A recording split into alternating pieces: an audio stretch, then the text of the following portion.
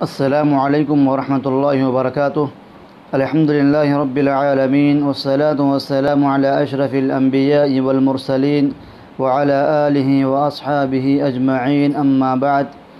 اعوذ باللہ من الشیطان الرجیم، بسم اللہ الرحمن الرحیم۔ وَإِذْ أَخَذَ رَبُّكَ مِنْ بَنِي آدَمَ مِنْ ظُهُورِهِمْ ذُرِّيَّتَهُمْ وَأَشْهَدَهُمْ عَلَىٰ أَنفُسِهِمْ أَلَسْتُ بِرَبِّكُمْ قَالُوا بَلَىٰ شَهِدْنَا أَن تَقُولُوا يَوْمَ الْقِيَامَةِ إِنَّا كُنَّا عَنْ هَٰذَا غَافِلِينَ أَوْ تَقُولُوا إِنَّمَا أَشْرَكَ آبَاؤُنَا مِنْ قَبْلُ وَكُنَّا ذُرِّيَّةً مِنْ بَعْدِهِمْ أَفَتُهْلِكُنَا بِمَا فَعَلَ الْمُبْطِلُونَ۔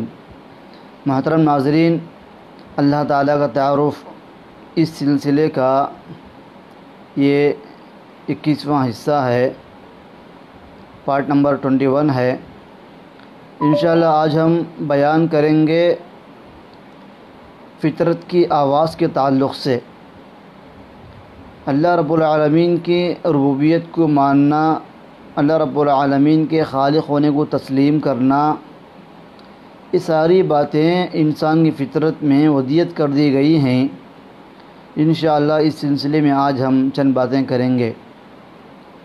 سب سے پہلی بات جو آیت کریمہ پڑھی گئی سورہ اعراف کی آیت نمبر 172، سورہ نمبر 7 آیت نمبر 172، اس آیت میں بتایا گیا کہ اللہ تبارک و تعالیٰ نے آدم علیہ السلام کو پیدا کرنے کے بعد ان کی پیٹھ سے سارے روحوں کو نکالا اور ان سے سوال کیا، بلکہ عہد لیا، الستُ بربکم، کیا میں تمہارا رب نہیں ہوں، پروردگار نہیں ہوں؟ تو سارے روحوں نے جو قیامت تک آنے والے ہیں، سارے روحوں نے مل کر اللہ تعالیٰ کو جواب دیا، بلا شہدنا، کیوں نہیں اے اللہ، ہم اس بات پر گواہ ہیں کہ تو ہمارا رب ہے۔ اللہ تبارک و تعالیٰ نے انسان سے عہد لیا ہے، ہر انسان سے، اور اسی کو اس کے اوپر گواہ بنا دیا ہے۔ اللہ تعالیٰ نے انسان سے عہد لیا اور اسی کو اس پر گواہ بنا دیا ہے کہ آپ لوگ گواہ رہو کہ میں آپ سے وعدہ لے رہا ہوں کہ میں تمہارا رب ہوں۔ سارے انسانوں نے اقرار کر لیا کہ میں اللہ تمہارا رب ہے۔ پتہ یہ چلا کہ ہر انسان دنیا کے اندر ایک وعدے پر آیا ہے، وہ وعدہ اللہ سے کیا ہوا ہے، اسی کو عہد الست سے مفسرین نے تعبیر کیا ہے۔ اب آئیے ہم دیکھتے ہیں کیا اللہ تعالیٰ نے جو وعدہ لیا ہے انسان سے، جو عہد انسان اللہ تعالیٰ سے کیا ہے، کیا انسان کی پیدائش بھی اسی عہد کے مطابق ہوتی ہے؟ کیا انسان کی پیدائش میں وہ عہد موجود ہوتا ہے کہ انسان جب پیدا ہوا تو اللہ تعالیٰ سے کیا ہوا وعدہ اس میں موجود ہوتا ہے؟ جی ہاں، اللہ تعالیٰ نے انسان سے جو عہد لیا ہے اسی عہد کے اوپر اللہ تعالیٰ انسان کو پیدا فرماتا ہے۔ بخاری مسلم کی روایت ہے، ما من مولود الا یولد علی الفطرہ فابواہ یہودانہ او ینصرانہ او یمجسانہ، کہ دنیا میں جو بھی بچہ پیدا ہوتا ہے وہ بچہ فطرت پر پیدا ہوتا ہے، وہ بچہ فطرت پر پیدا ہوتا ہے۔ فطرت سے مراد توحید ہے، یعنی اسلام ہے۔ پھر اس کے ماں باپ اس کو یہودی بنا لیتے ہیں یا عیسائی بنا لیتے ہیں یا مجوسی آگ کے پجاری بنا لیتے ہیں۔ اس حدیث سے شریفہ سے پتہ چلا، جو بخاری مسلم کے اندر موجود ہے، کئی جگہ آئی ہے حدیث بخاری کے اندر، کہ اللہ تبارک و تعالیٰ انسان کو فطرت پر پیدا کرتا ہے۔ فطرت سے مراد محدثین نے کہا کہ گناہوں سے پاک فطرت، فطرت سے مراد شرک سے پاک فطرت، فطرت سے مراد سارے عقائد باطلہ سے پاک فطرت، اللہ تعالیٰ نے انسان کو پیدا کیا ہے۔ لیکن انسان کے جو ماں باپ، جو والدین ہوتے ہیں، اگر وہ یہودی ہوں گے تو اپنے بچے کو یہودی بنا لیتے ہیں، اگر وہ عیسائی ہوں گے تو اپنے بچے کو عیسائی بنا لیتے ہیں، اگر وہ مجوسی ہوں گے تو اپنے بچوں کو مجوسی بنا لیتے ہیں۔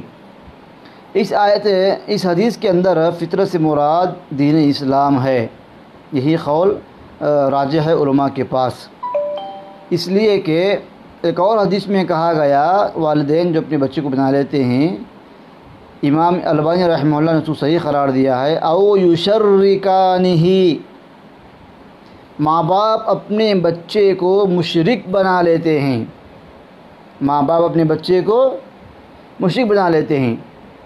اب آپ لوگ سوچ کر دیکھیے کہ ایک بچہ پیدا ہوا تو وہ یہودی بھی نہیں ہے، عیسائی بھی نہیں ہے، مجوسی بھی نہیں ہے، مشرک بھی نہیں ہے، فطرت پر ہے۔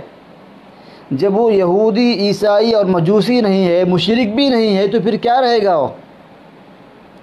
وہ لازمی طور پر مسلمان ہی رہے گا۔ یعنی اللہ تعالیٰ ہر بچے کو مسلمان بنا کے پیدا کرتا ہے۔ وہ بچہ اللہ ہی کو اپنا رب مانتا ہے، اللہ ہی کو اپنا خالق مانتا ہے، اللہ ہی کو اپنا حقیقی رازق مانتا ہے، اللہ ہی کو مدبر مانتا ہے۔ وہ اس کے بعد چل کر کے اس کے خاندان والے، اس کے والدین اس بچے کو یا تو یہودیت میں کنورٹ کر لیتے ہیں، یا کرسچینٹی میں اس کو تبدیل کر لیتے ہیں، یا اس کو شرک میں پھانس دیتے ہیں، یا اس کو آ کے پجاری بنا لیتے ہیں۔ یہ الگ مسائل ہیں۔ مطلب اس کے ماں باپ اس کو یہودی، عیسائی یا مجوسی بناتے ہیں یا مشرک بناتے ہیں۔ جب یہ چار چیزیں وہ بن سکتا ہے تو پتہ یہ چلا کہ ان سے پہلے وہ مسلمان ہی تھا۔ فطرت سے مراد دین اسلام ہے، جیسا کہ سورہ روم کی آیت کریمہ ہے، سورہ نمبر 30 آیت نمبر 30، سورہ 30 آیت 30۔ فَأَقِمْ وَجْهَكَ لِلدِّينِ حَنِيفًا فِطْرَتَ اللَّهِ الَّتِي فَطَرَ النَّاسَ عَلَيْهَا لَا تَبْدِيلَ لِخَلْقِ اللَّهِ ذَلِكَ الدِّينُ الْقَيِّمُ وَلَكِنَّ أَكْثَرَ النَّاسِ لَا يَعْلَمُونَ۔ اے نبی، آپ اپنے چہرے کو یکسو کر لیجئے دین حنیف کی طرف، دین حنیف کے لیے۔ فطرت اللہ الذی فطر الناس علیہ، یہ اللہ کی فطرت ہے جس پر کہ اللہ نے لوگوں کو پیدا کیا۔ یہ اللہ تعالیٰ کی فطرت ہے، اسی فطرت پر اللہ تعالیٰ نے لوگوں کو پیدا کیا۔ لا تبدیل لخلق اللہ، اللہ کے بنائے ہوئے قانون کو چینج مت کرو، اللہ کے بنائے ہوئے قانون کو بدلنا ممکن نہیں ہے۔ ذالک الدین القیم، یہی سچا راستہ ہے، یہی سیدھا دین ہے، لیکن اکثر لوگ نہیں جانتے۔ مفسرین کہتے ہیں کہ یہاں فطرت سے مراد فطرت سلیمہ یعنی توحید ہے، جیسا کہ ذالک الدین القیم کہا گیا۔ لا تبدیل لخلق اللہ، اس کے معنی میں محدثین کہتے ہیں، مفسرین کہتے ہیں کہ یہ اصل میں نفی ہے، یہ اصل میں نہیں ہے۔ منع کیا گیا کہ تم اللہ تعالیٰ کے دین کو مت بدلو، تم اللہ تعالیٰ کے دین کو مت بدلو، چینج مت کرو۔ وہ کیا ہے؟ یہ بچے کی فطرت میں اسلام موجود ہے، تم اس کے دین میں چھیڑ چھاڑ مت کرو، بلکہ تم اس بچے کی نشو و نما، اس بچے کی تربیت صحیح طریقے سے کرو، اس کو مشرک مت بناؤ۔ حقیقت میں جو کہا جاتا ہے کہ بچہ جب پیدا ہوتا ہے تو اس کی فطرت میں توحید موجود ہوتی ہے، انسان کو توحید بدل کر شرک میں اس کو نہیں لانا چاہیے، مفسرین نے کہا۔ یعنی تم اس کی توحید کو شرک سے مت بدلو۔ پتہ یہ چلا بچے کو یہودی نہیں بنانا چاہیے، عیسائی نہیں بنانا چاہیے، مشرک نہیں بنانا چاہیے، لیکن لوگ بچہ پیدا ہوتے ہی اس کے آگے چل کر بچے کو یہودی، عیسائی بنا لیتے ہیں یا پھر مشرک بنا لیتے ہیں، یہاں تک کہ بچے کو اس کی فطرت سے دور کر دیتے ہیں۔ فطرت، یہ فطرت پر جو انسان باقی رہے گا اس کے سامنے ایک ہی آپشن رہے گا، وہ اسلام۔ دوسرا آپشن اس کے پاس ہے ہی نہیں، قبول کرنے کے لیے یا نعوذ باللہ عمل کرنے کے لیے ہے ہی نہیں اس کے پاس، چونکہ اس کے والدین اس کی فطرت کو بدل کر اس کو اس کی فطرت سے دور کرتے ہوئے اس کو یہودی بنا لیتے ہیں، اس لیے یہودی بن جاتا ہے، لیکن یہودی تھا نہیں بچہ وہ۔ ماں باپ اس کو عیسائی بناتے ہیں، مطلب یہ کہ عیسائی نہیں تھا وہ۔ ماں باپ اس کو مجوسی بنا دیتے ہیں، مطلب یہ کہ وہ مجوسی نہیں تھا۔ ماں باپ اس کو مشرک بنا لیتے ہیں، مطلب یہ ہے کہ وہ مشرک نہیں تھا۔ جب یہودی نہیں تھا، عیسائی نہیں تھا، مجوسی نہیں تھا، مشرک نہیں تھا، تو پھر کیا تھا؟ وہ مسلمان تھا، وہ توحید کا پابند تھا، وہ توحید کا ماننے والا تھا، وہ پاک فطرت والا تھا، اس کی فطرت میں کوئی گندا عقیدہ نہیں تھا، اس کی پیدائش کے ساتھ کوئی باطل عقیدہ اس کو لگ کر نہیں آیا، بلکہ سارے باطل عقائد سے، سارے باطل افکار سے، سارے گندے عقیدوں سے، سارے غلط عقیدوں سے وہ پاک دنیا کے اندر آیا ہے، وہ تمام چیزوں سے بالکل پاک ہے، لیکن انسان اس کو بدل لیتا ہے۔ صحیح مسلم کی روایت ہے کہ اللہ صلی اللہ علیہ وسلم حدیث قدسی ہے، انی خلقت عبادی حنفاء کلہم، بے شک میں نے اپنے سارے بندوں کو حنیف بنا کر پیدا کیا۔ سبحان اللہ۔ اللہ تعالیٰ فرماتا ہے حدیث قدسی کے اندر، صحیح مسلم کی روایت ہے کہ میں نے اپنے سارے بندوں کو حنیف بنا کر پیدا کیا۔ حنیف کا مطلب ہے ہر طرح کے شرک سے بیزار، ایک رب کی طرف متوجہ ہونے والا، ایک رب کو ماننے والا، یعنی مسلمان۔ اللہ تعالیٰ فرماتا ہے انی خلقت عبادی حنفاء، میں نے سارے اپنے بندوں کو حنیف بنا کر پیدا کیا۔ فَأَتَتْهُمُ الشَّيَاطِينُ وَاشْتَالَتْهُمْ عَنْ دِينِهِمْ، ان کے پاس شیاطین آتے ہیں، ان کے پاس شیطان آتا ہے اور ان کو ان کے دین سے دور کر دیتا ہے، ان کو ان کے دین سے دور کر دیتا ہے۔ یہاں غور کرنے کی بات ہے کہ اللہ تعالیٰ یہ کہتا ہے کہ میں نے اپنے بندوں کو حنیف پیدا کیا، پھر ان کو شیطان ان کے دین سے دور کرتا ہے۔ پتہ یہ چلا کہ ان کا دین دین حنیف ہے، میرے بندوں کا دین دین حنیف ہے، اس لیے کہا گیا کہ میں اپنے بندوں کو حنیف پیدا کیا، پھر میرے بندوں کو شیاطین آ کر کے ان کے دین سے ان کو دور کرتے ہیں۔ تو حنیف کے بعد لفظ دین کا آنا اس بات کی دلیل ہے کہ وہ دین دین حنیف ہے۔ دین حنیف کا مطلب ہے ایک اللہ تعالیٰ کو ماننے والا، یہ حنیف انسان ہے۔ دین حنیفیت کس کو کہتے ہیں؟ ایک اللہ تعالیٰ کو ماننا، اللہ تعالیٰ توحید کا اقرار کرنا، شرک سے بیزار آنا، شرک سے برات کا اعلان کرنا، شرک سے اپنے آپ کو بچائے رکھنا۔ اچھا، اس کے بعد کیا فرمایا اللہ تعالیٰ نے؟ وَأَمَرَتْهُمْ أَن يُشْرِكُوا بِي شَيْئًا أَن يُشْرِكُوا بِي مَا لَمْ أُنزِلْ بِهِ سُلْطَانًا، اور شیاطین نے میرے بندوں کو حکم دیا کہ وہ میرے بندے میرے ساتھ شرک کریں۔ مَا لَمْ أُنزِلْ بِهِ سُلْطَانًا، کہ ایسا شرک کرتے ہیں وہ کہ جس شرک کے تعلق سے میں نے کوئی دلیل نہیں اتاری ہے۔ کتنی کھلی بات! اس حدیث قدسی سے پتہ چلا کہ انسان کی پیدائش فطرت سلیمہ پر ہوتی ہے، وہ گندے عقائد سے پاک پیدا ہوتا ہے، باطل نظریات سے پاک پیدا ہوتا ہے، صحیح عقائد اس کے اندر ہوتے ہیں، غلط عقائد سے وہ پاک ہوتا ہے۔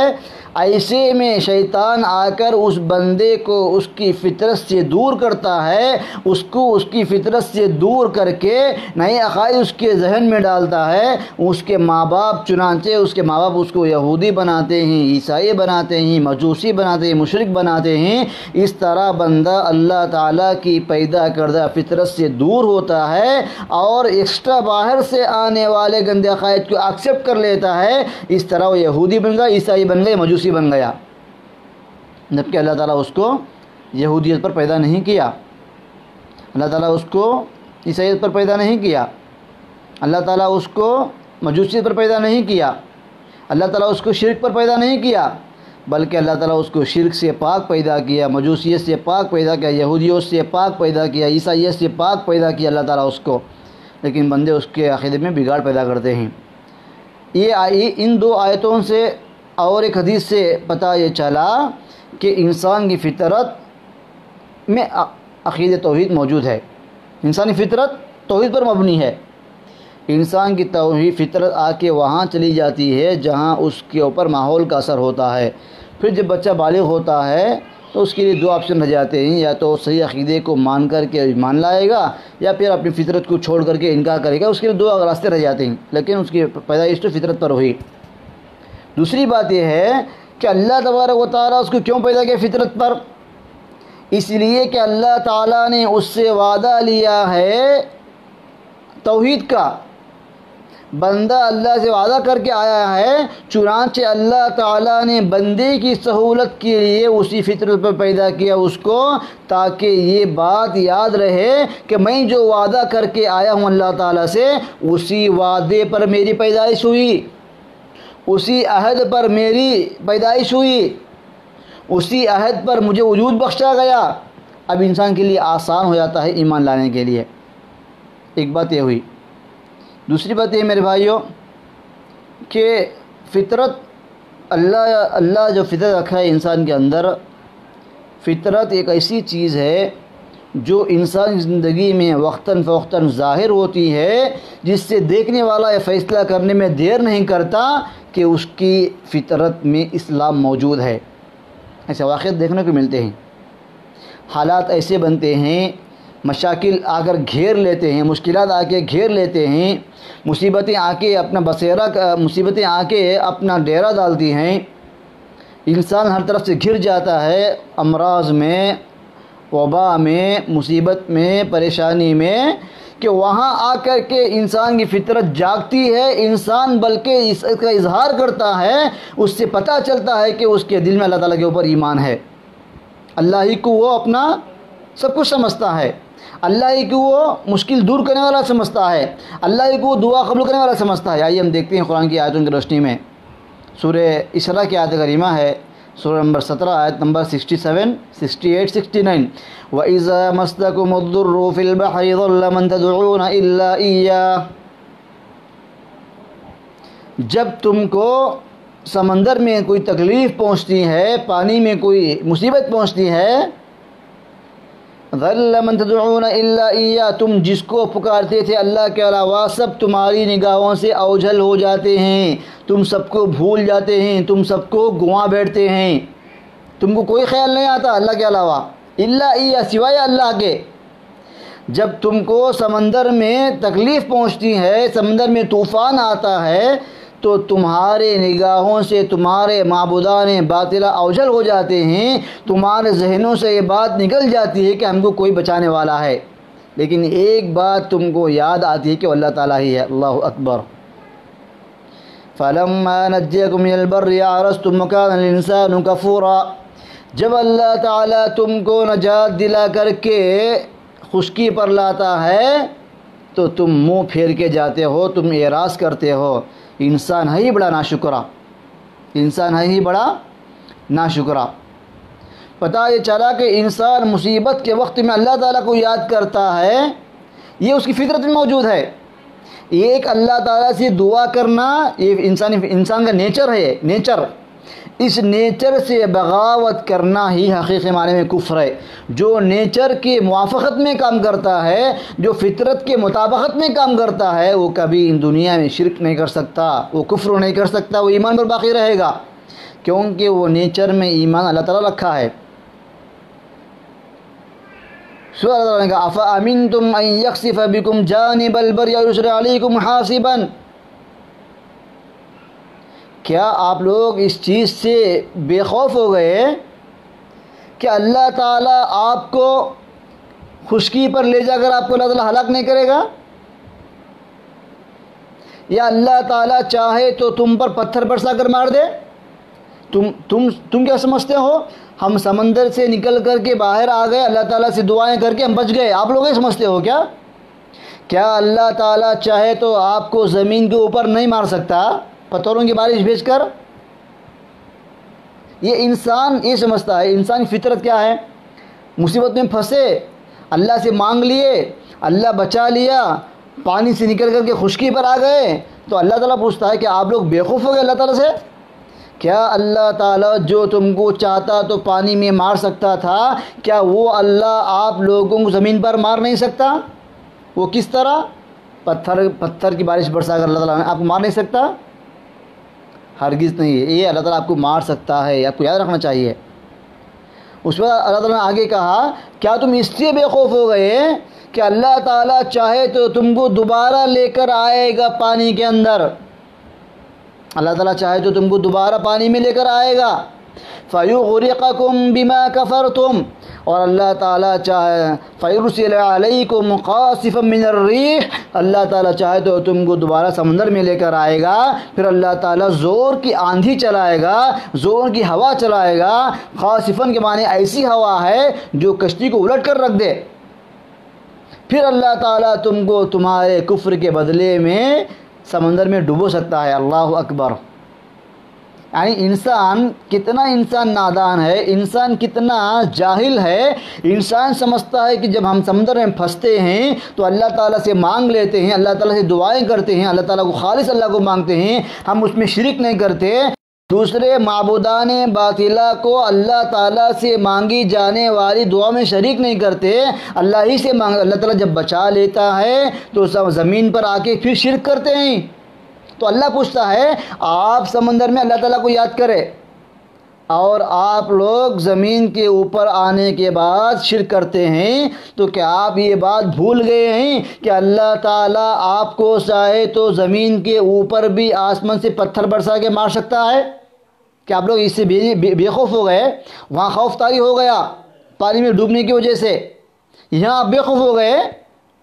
آپ لوگوں کے دماغ میں ایک بات یہ ہے کہ ہم سمندر میں ہی پھنس سکتے ہیں، زمین میں ہم کو کوئی تباہ نہیں کر سکتا، اسی بات ہے کیا؟ بلکہ اللہ چاہے تو آپ کو زمین میں بھی آسمان سے پتھر برسا کے مار سکتا ہے، یا اللہ چاہے تو آپ کو دوبارہ اللہ تعالیٰ آپ کے لیے ضرورت پیدا کرتا ہے پانی میں آنے کے لیے، پھر آپ اپنے کام سے پانی میں آ سکتے ہیں، سمندر کا سفر کر سکتے ہیں۔ اللہ تعالیٰ وہاں بھی تم کو دوبارہ پانی میں بلا کر تم کو اللہ تعالیٰ سخت ہوائیں چلا کر تمہاری کشتی کو ڈبو سکتا ہے، اللہ تعالیٰ تم کو تمہارے کفر کے بدلے میں ڈبو سکتا ہے۔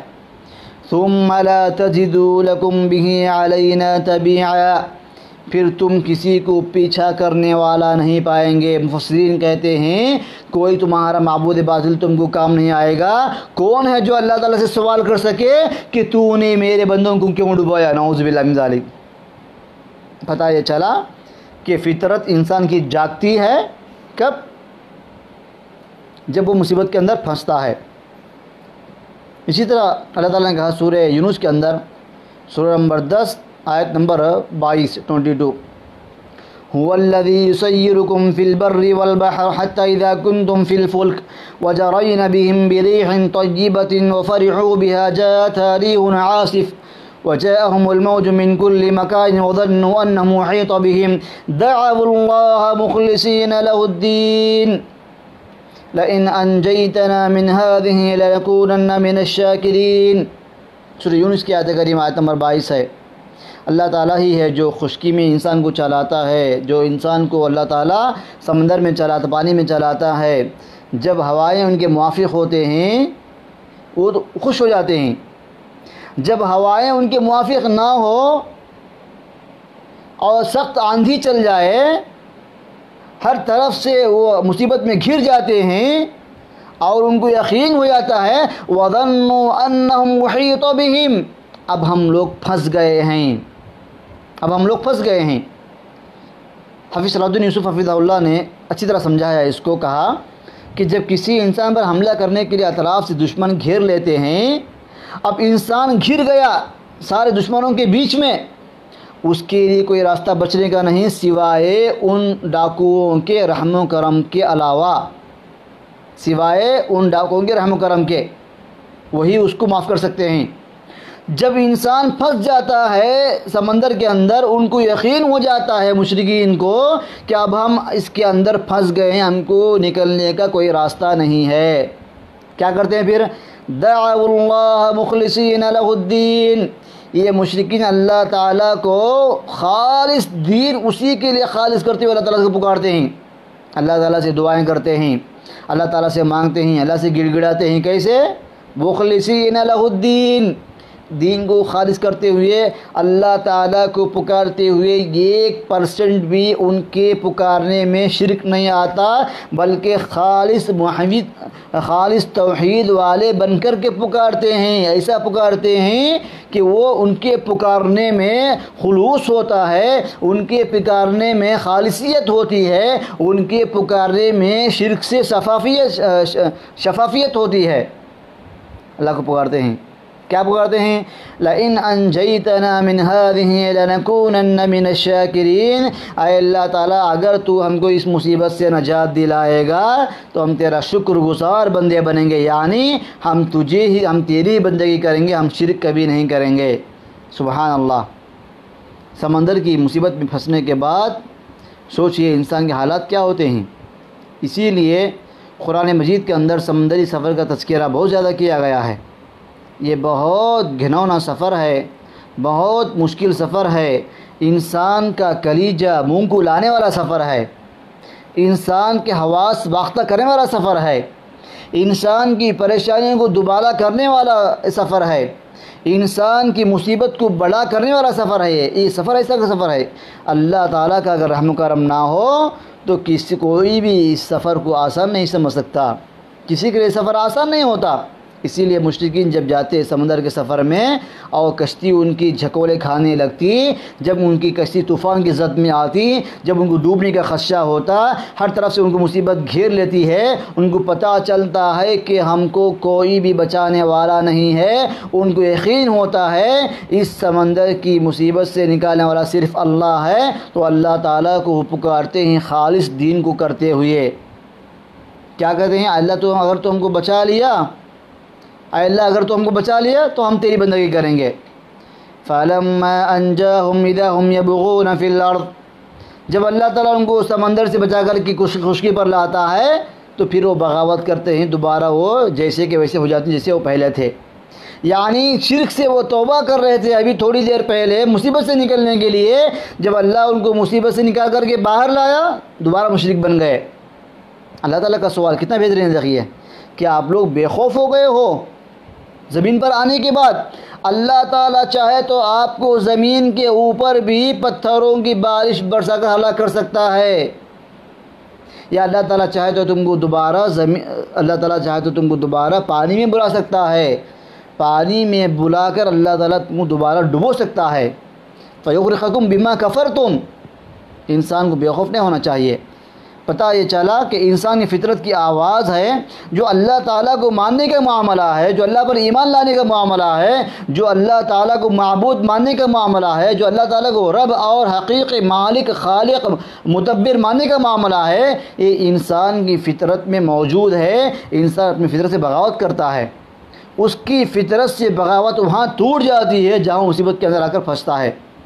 اللہ تعالیٰ نے کہا سورہ عنکبوت کے اندر، سورہ نمبر 29 آیت نمبر 65، فَإِذَا رَكِبُوا فِي الْفُلْكِ دَعَوُا اللَّهَ مُخْلِصِينَ لَهُ الدِّينَ، جب وہ سوار ہوتے ہیں کشتیوں میں تو اللہ تعالیٰ کو خالص ہو کر پکارتے ہیں، پھر جب اللہ تعالیٰ ان کو بچا کر کے خشکی پر لاتا ہے تو پھر شرک کرنے لگتے ہیں۔ اسی طرح اللہ تعالیٰ نے کہا سورہ لقمان کے اندر، سورہ نمبر 31 آیت نمبر 32، وَإِذَا غَشِيَهُمْ مَوْجٌ كَالظُّلَلِ دَعَوُا اللَّهَ مُخْلِصِينَ لَهُ الدِّينَ فَلَمَّا نَجَّاهُمْ إِلَى الْبَرِّ فَمِنْهُمْ مُقْتَصِدٌ مَا يَجْحَدُ بِآيَاتِنَا إِلَّا كُلُّ خَتَّارٍ كَفُورٍ، جب وہ آگے سمندر میں پھنس جاتے ہیں مصیبت کے اندر تو اللہ تعالیٰ کو پکارتے ہیں، جب اللہ تعالیٰ ان کو نجات دلاتا ہے اس مصیبت سے تو بعض لوگ اعتدال پر عمل کرتے ہیں۔ اعتدال کا مطلب مفسرین نے 2 معنی بیان کیے ہیں۔ ایک معنی یہ ہے کہ وہ اللہ تعالیٰ سے کیے ہوئے وعدے پر باقی رہتے ہیں، کہ ہم جو وعدہ کر رہے ہیں کہ تو اگر ہم کو نجات دلائے گا تو ہم شرک نہیں کریں گے، اس پر باقی رہتے ہیں۔ بعض مفسرین نے اس کا معنی یہ بیان کیا کہ وہ درمیان میں رہتے ہیں، یعنی مکمل طور پہ وہ لوگ ایمان پر نہیں آتے ہیں بلکہ بین رہتے ہیں۔ تو اللہ تعالیٰ کہتا ہے کہ تم اپنی آنکھوں سے سارے مشاہدات کرنے کے باوجود بھی یہ بین کی بات تم کو نہیں کرنا چاہیے۔ اس بین کی بات، اس اعتدال کو چھوڑ کر کے تم کو مکمل ایمان والے بننا چاہیے، یہ مطلوب ہے انسان سے۔ پتہ یہ چلا کہ انسان توحید کو مانتا ہے کب؟ مصیبت میں آنے کے بعد۔ جب مصیبت چھڑ جاتی ہے تو انسان بھی توحید سے روگردانی کرتا ہے۔ آخری آیت کریمہ آج کے درس کی انشاءاللہ سورہ اعراف کی آیت کریمہ سورہ نمبر 7 آیت نمبر 199 190 دونوں آیتیں ہیں۔ فَلَمَّا أَثْقَلَتْ دَعَوُا اللَّهَ رَبَّهُمْ لَئِنْ آتَيْتَنَا صَالِحًا لَنَكُونَنَّ مِنَ الشَّاكِرِينَ۔ اللہ تعالیٰ نے مثال بیان کیا ہے، اللہ تعالیٰ نے سمجھایا ہے کہ جب عورت کو اس کے پیٹ میں حمل قرار پاتا ہے اور حمل میں بڑھوتری ہوتی ہے، ترقی ہوتی ہے، بچہ بڑا ہوتا ہے ماں کے پیٹ کے اندر، تو شوہر اور بیوی دونوں دعائیں کرتے ہیں، اے اللہ تعالیٰ اگر تو ہم کو صحیح سالم اولاد سے نوازے ہم تیرا شکر بجا لائیں گے۔ مفسرین کہتے ہیں کہ بچہ جیسے بڑا ہوتا ہے پیٹ کے اندر تو ماں باپ کو خطرہ محسوس ہوتا ہے، پریشانی میں اضافہ ہوتا ہے، مصیبت میں اضافہ ہوتا ہے، تو بندہ اللہ تعالیٰ سے مانگتا اللہ تعالیٰ اگر تو ہم کو صحیح سالم اولاد سے نواز دیا ہم تیرے شکر گزار بنیں گے، ہم شرک نہیں کریں گے۔ آیت نمبر 190 میں کہا گا فَلَمَّا آتَاهُمَا صَالِحًا جَعَلَا لَهُ شُرَكَاءَ فِي مَا آتَاهُمَا فَتَعَالَى اللَّهُ عَمَّا يُشْرِكُونَ۔ جب اللہ تعالیٰ ان کو صحیح سالم اولاد سے نوازتا ہے بغیر کسی تکلیف کے تو یہ شریک بنانا شروع کر دیتے ہیں، اللہ تعالیٰ کے شریک بناتے ہیں۔ اللہ سے وعدہ کیا کیے؟ اگر اولاد ہو گئی صحیح سالم تو ہم شکر گزار بنیں گے، جب اولاد ہو گئی صحیح سالم تو پھر شرک کرتے ہیں۔ حافظ صلاح الدین یوسف حفظہ اللہ نے اس کی 3 شکلیں بیان کی ہیں اپنی تفسیر کے اندر، اسن بیان کے اندر۔ نمبر 1، شرکا بنانے کا مطلب یہ ہے کہ اللہ تعالیٰ صحیح سالم بچہ دینے کے بعد بچے کا نام ایسا رکھتے ہیں کہ اس کے اندر شرک ہوتا ہے۔ مثلا امام بخش نام رکھتے ہیں، پیر بخش نام رکھتے ہیں، گویا اس بچے کو دینے میں دوسروں کا بھی دخل ہے، دوسروں کے غیر اللہ کی طرف نسبت رکھ کے اپنے بچے کا نام رکھتے ہیں۔ یہ ایک شکل۔ دوسری شکل یہ ہے کہ بچہ صحیح سالم پیدا ہونے کے بعد کہتے ہیں کہ فلاں بابا نے بچہ دیا، ہم فلاں جگہ گئے تو بچہ ہوا، نعوذ باللہ من ذالک۔ اس طرح انسان مختلف طریقے سے اللہ تعالیٰ کے ساتھ اوروں کو شریک ٹھہراتا ہے، جبکہ وہ ان تمام شرکاء کو شریک ٹھہرانے سے انکار کیا تھا بچہ جب پیٹ میں تھا، کیونکہ انسان جب ٹینشن میں تھا، اب ٹینشن دور ہو گیا، بچہ ماں کے پیٹ سے باہر آ چکا صحیح سالم، اس کی پیدائش ہو چکی، تو پھر انسان کہتا ہے کہ مجھے فلاں بابا نے دیا، میں فلاں جگہ گیا تو مجھے بچہ ہو، نعوذ باللہ من ذالک۔ اس لیے بچے کا نام کیا رکھتے ہیں؟ شرکیہ نام رکھتے ہیں۔ اس سے ہم کو بچنا چاہیے۔ الغرض آج کے درس کا خلاصہ یہ ہے کہ انشاءاللہ یہ درس کل بھی رہے گا، انشاءاللہ دوسرا حصہ اس کا رہے گا انشاءاللہ۔ خلاصہ کلام یہ ہے کہ انسانی فطرت میں توحید موجود ہے، اسلام موجود ہے، ماحول کے اثر سے اس کا ایمان چلا جاتا ہے، بندہ اپنی فطرت سے روگردانی کر کے کیا ہے؟ شرک کرتا ہے۔ اللہ تعالیٰ کہنے اور سننے والوں کو عملی توفیق عطا فرمائے، آمین ثم آمین۔ والسلام علیکم ورحمۃ اللہ وبرکاتہ۔